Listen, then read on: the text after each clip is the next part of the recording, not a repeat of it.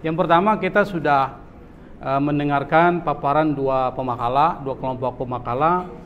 Yang pertama terkait dengan persoalan ahkamun nikah. Ini penting menjadi dasar pemahaman kita terkait dengan apa sih hukum nikah. Yang kedua, kita masuk kepada persoalan yang kedua adalah terkait dengan kafaah. Dan kafaah ini adalah satu persoalan penting. Kita bahas satu persatu.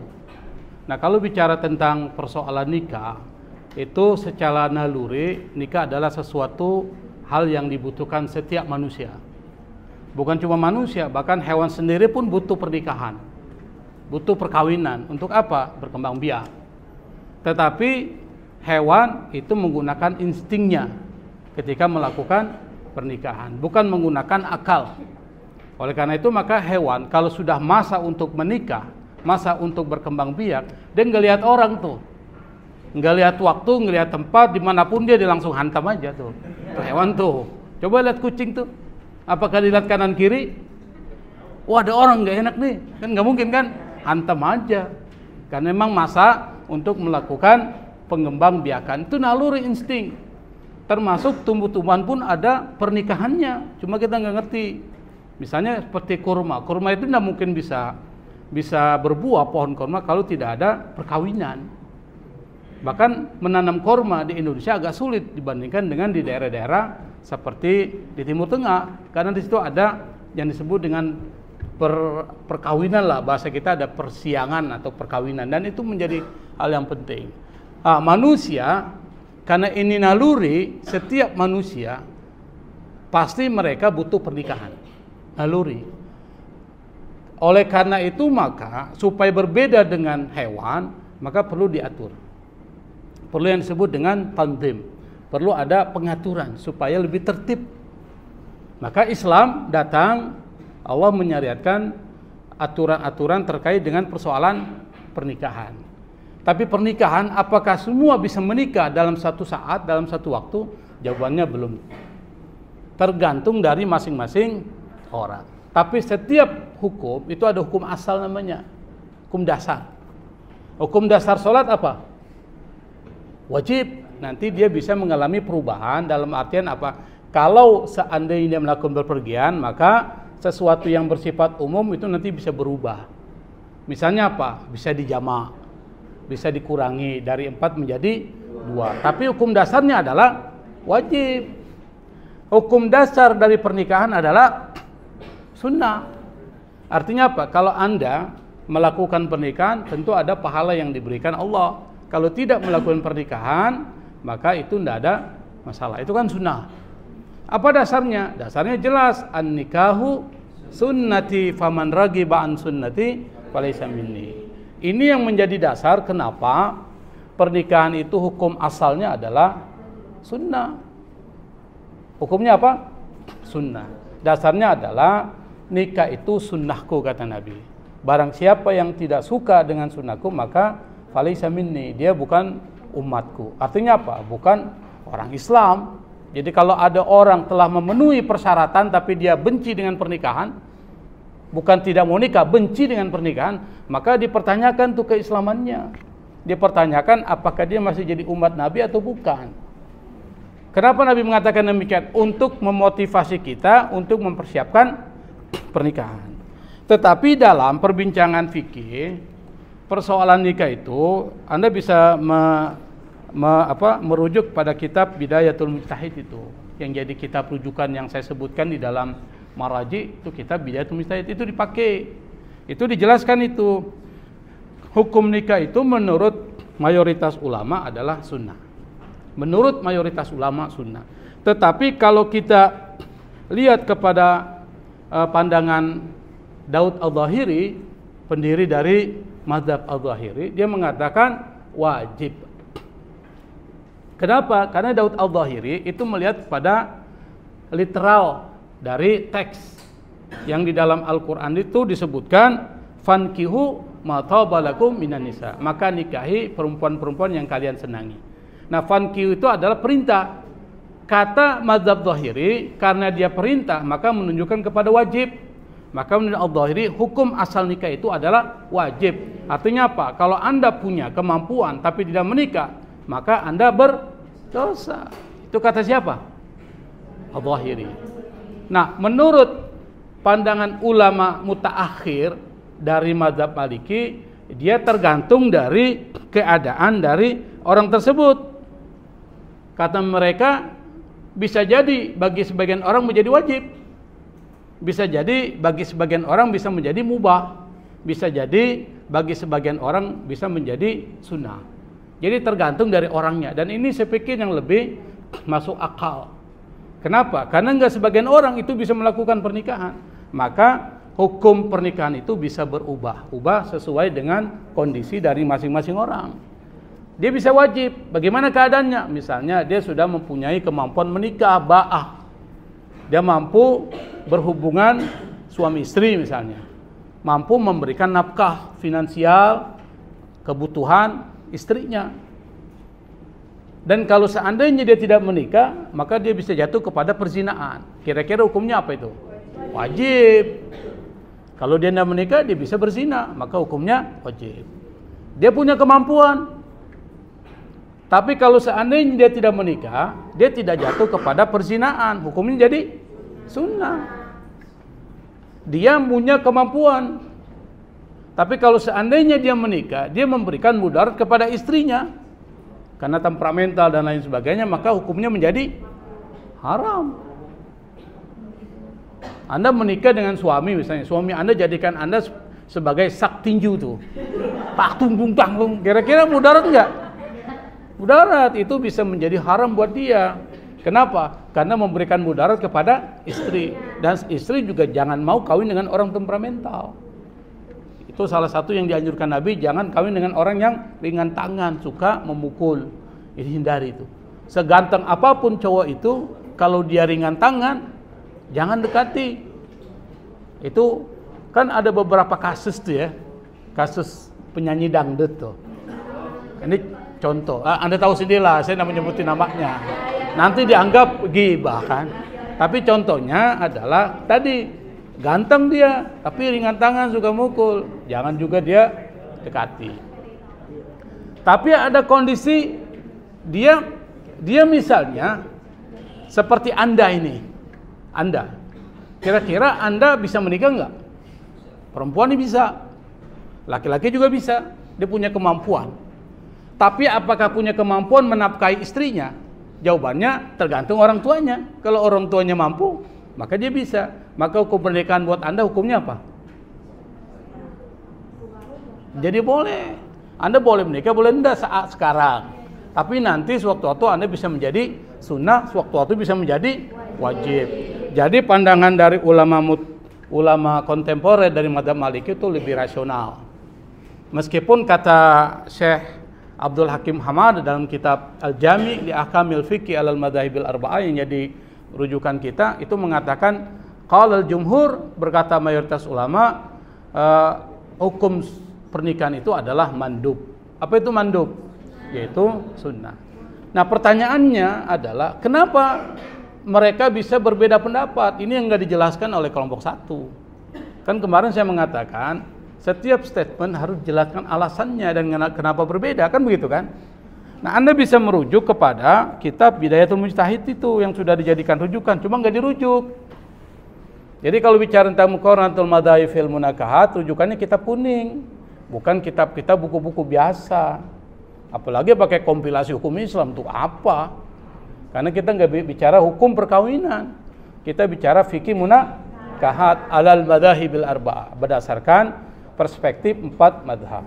Nah, di dalam kitab Bidayatul Mujtahid, nanti Anda cek ya, apakah cek di dalam terjemahannya atau aslinya, silakan. Itu disebutkan wasababu ikhtilafihim hal tuhmalu sighatul amri bihi fi qaulihi ta'ala fankihu ma taba lakum minan nisa wa fi qaulihi alaihi salatu wassalam tanakahu fa inni mukatsirun bikumul umam wa ma asbaha dzalika minal akhbaril waridati fi dzalik alal wujubi am alal nadbi am alal ibaha. Ini perlu nih, ini bisa jadi keluar nih pertanyaan di dalam ujian tengah semester. Boleh jadi ya, boleh jadi. Di sini disebutkan sebab perbedaan pendapat di kalangan para ulama terkait dengan hukum bisa mubah apalagi wajib dan lain sebagainya, itu karena ada redaksi perintah, sighatul amr, ada redaksi perintah. Di mana di dalam firman Allah Al-Qur'an, fankihu ma taba lakum minan nisa. Ada ayat dalam surah An-Nisa itu disebutkan, An-Nisa ayat 3 ya, disebutkan maka menikahlah atau nikahilah perempuan-perempuan yang baik bagi kalian. Nah, kata tanah fankihu ini adalah fi'il amr. Fi'il amr tuh perintah. Ditambah lagi dengan hadis Nabi yang mengatakan tanakahu fa inni mukatsirum bikumul ummah. Menikahlah kalian, kata Nabi, karena aku akan membanggakan kalian nanti di hadapan umat-umat yang lain. Dan banyak hadis-hadis yang serupa. Di dalam Al-Quran dan hadis ini ada perintah itu, ada redaksi perintah. Pertama fankihu, yang kedua tanakahu. Apakah perintah ini menunjukkan kepada sesuatu yang wajib, atau sesuatu yang sunnah, atau sesuatu yang mubah? Di sinilah para ulama berbeda pendapat.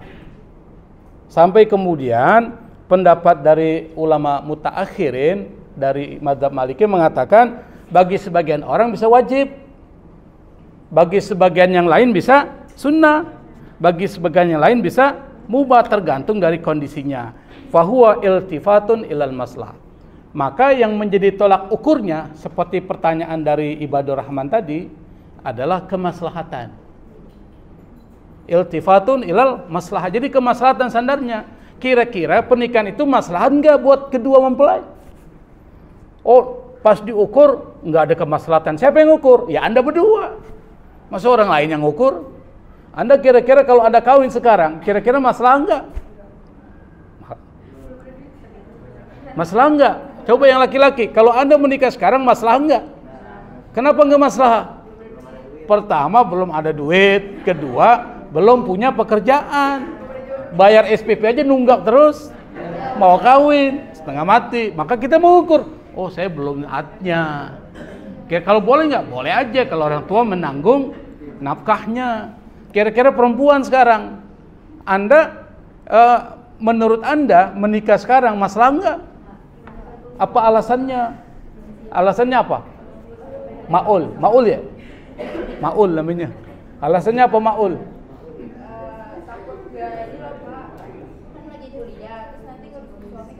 Nah, jadi khawatir, ini kan prioritas. Kalau dia urus lagi suaminya, bikin makal aja berantakan, apalagi urus suami. Nah, lebih bagus fokus kepada kuliah, selesai. Yang kedua kan tidak wajib juga, dalam artian kalau saya tidak menikah, saya nggak terjatuh juga dalam perzinahan kok, begitu. Masih mampu menahan syahwat seks. Beda kalau orang yang saya udah nggak mampu lagi Pak, silakan menikah. Nggak mampu lagi, daripada nanti dia seperti kos-kosan di dalam berita itu di belakang itu Kampung Utan kan ada itu berita kemarin terkait dengan kos-kosan itu ada 9 pemuda, 9 pemudi yang ngumpul di situ. Ternyata bukan orang YIN. Tetapi orang berasumsi siapapun yang kos-kosan di belakang UIN, dia orang UIN. Kan begitu asumsinya. Tetapi setelah dicek katanya, security mengatakan bukan orang YIN. Orang UIN ya. Saya ini masih lidahnya masih YIN terus. Orang UIN. Artinya apa? Alhamdulillah bukan orang kita. Kalau orang kita yang melakukan, itu malunya 7 turunan itu. Malu. Kenapa? Karena kita ini identitas kita adalah keislaman. Jadi sekali lagi yang menjadi standar kenapa bisa berubah hukumnya itu apa? Kemaslahatan. Siapa yang menentukan kemaslahatan? Masing-masing Anda yang menentukan kira-kira masalah enggak kalau saya menikah. Bisa dipahami ya?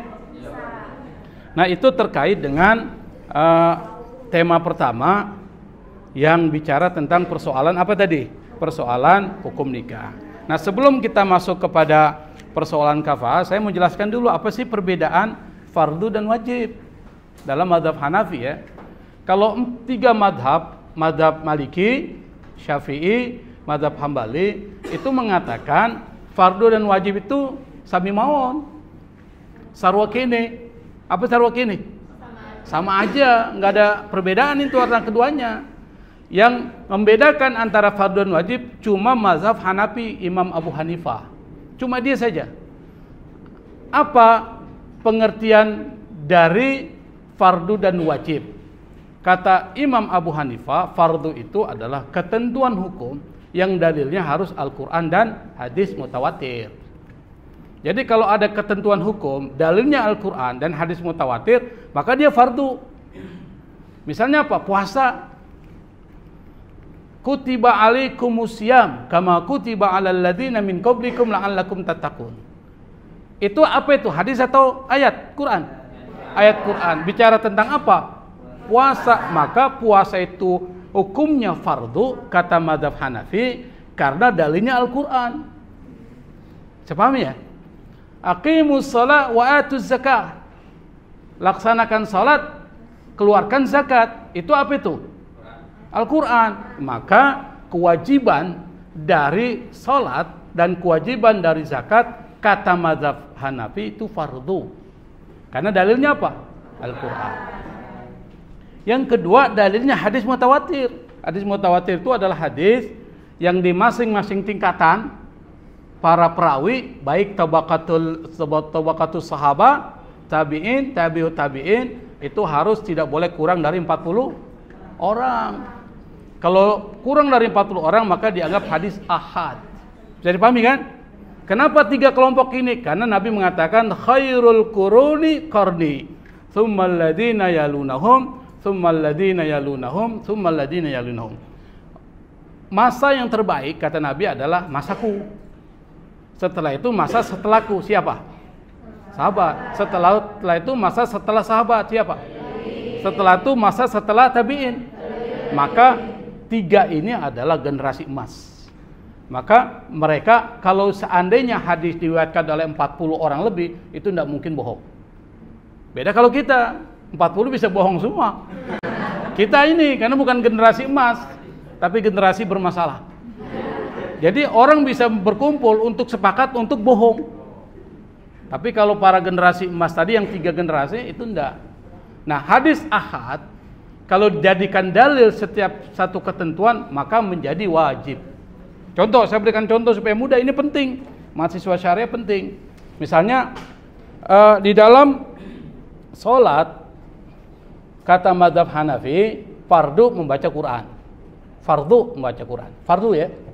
Apa dalilnya? Faqra'u ma tayassara minal Quran. Bacalah Al-Quran atau ayat-ayat Al-Quran yang mudah bagi kalian. Maka ayat-ayat pendek. Itu Al-Quran bukan tuh? Al-Quran. Maka kewajiban atau ketentuan membaca Al-Quran dalam sholat hukumnya fardu.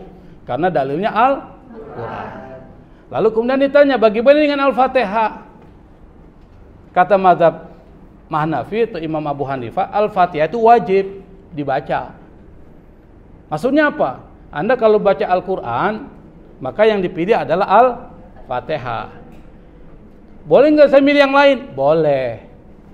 Boleh nggak saya pilih surat yang lain? Kata mazhab Hanafi, Imam Abu Hanifah, boleh. Karena yang fardu membaca Al-Quran, yang mudah menurut kalian. Tetapi yang afdal di antara ayat-ayat Al-Quran itu, kata mazhab Hanafi, Al-Fatihah. Boleh nggak kalau saya baca selain surah Al-Fatihah? Boleh. Kata siapa? Mazhab Hanafi, tidak batal. Tapi mazhab Syafi'i tidak membedakan antara fardu dan wajib. Maka yang dimaksud membaca Al-Quran di dalam sholat itu membaca Al-Fatihah. Maka kalau Anda sholat tidak membaca Al-Fatihah, sholatnya batal.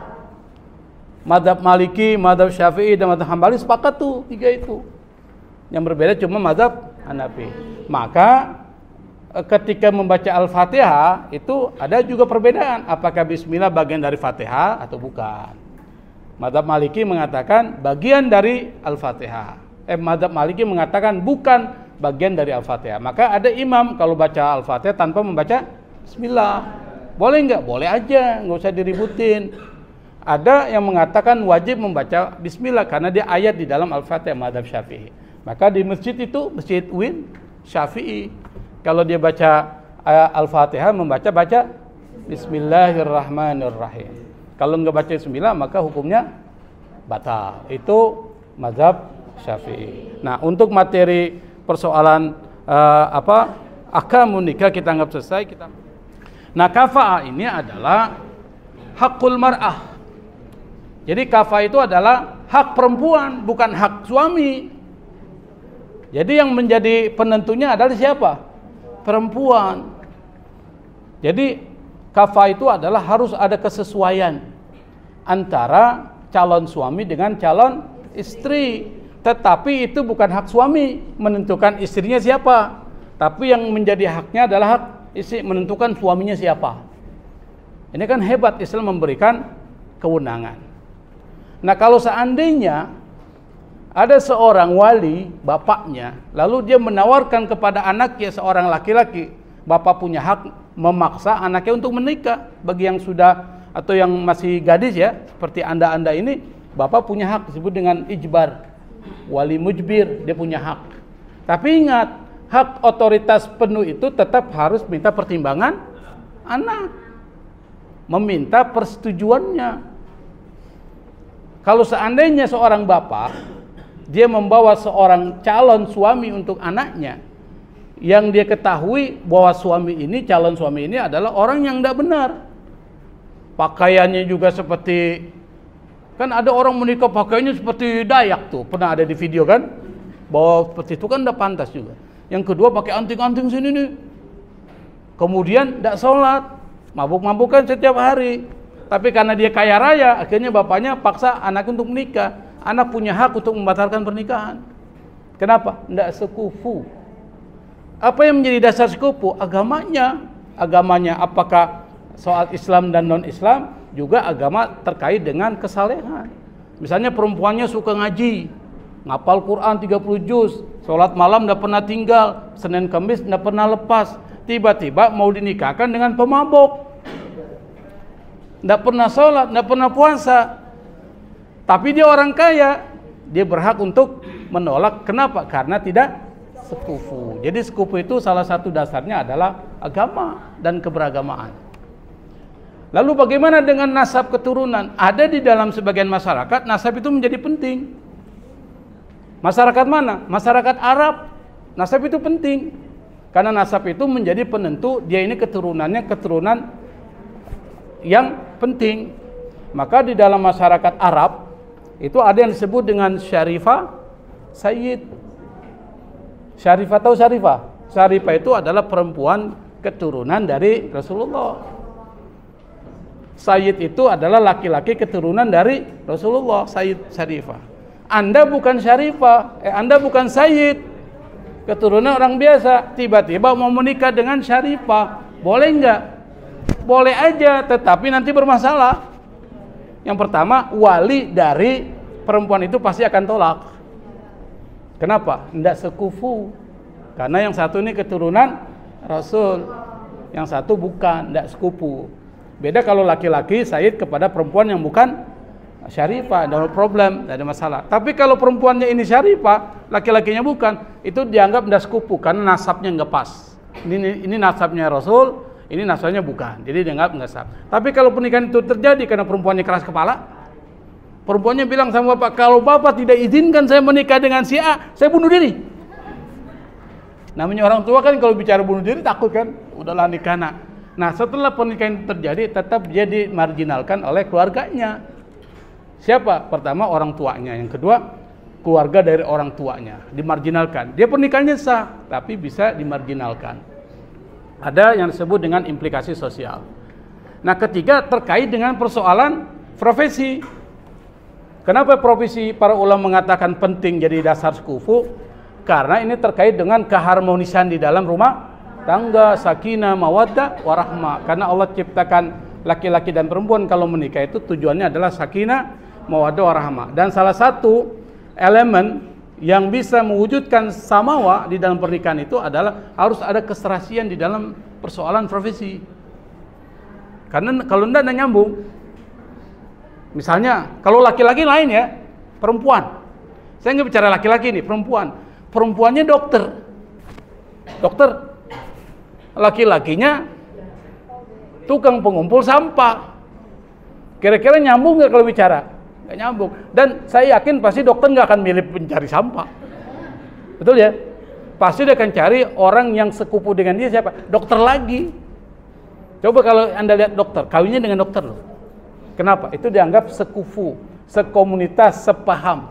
Karena dia bicara tentang bakteri, obat-obatan dan sebagainya. Nah itu Kang Sampah bilang, ini bakteri sampah ini organik non organik.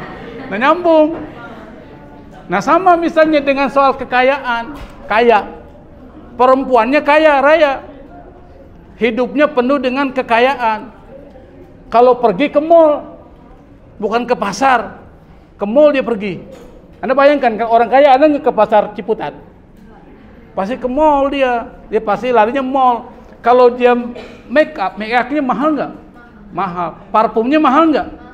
Lalu dinikahi orang susah. Jadi pernikahan, kira-kira konflik nggak?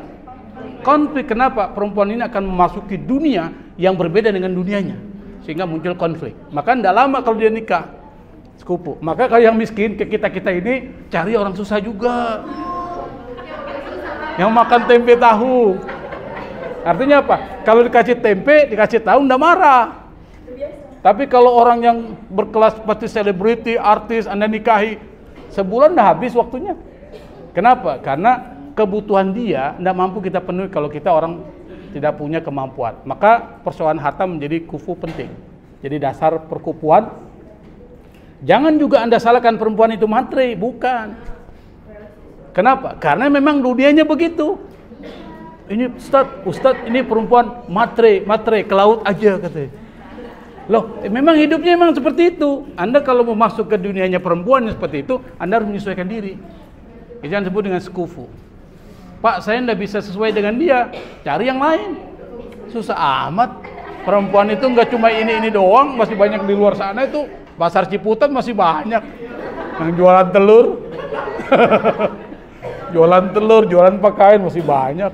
Artinya apa? Sekufu itu penting karena pertimbangan yang pertama sosiologis ya, karena ini terkait dengan keharmonisan masyarakat dan rumah tangga. Rumah tangga yang penting, nanti keharmonisan masyarakat.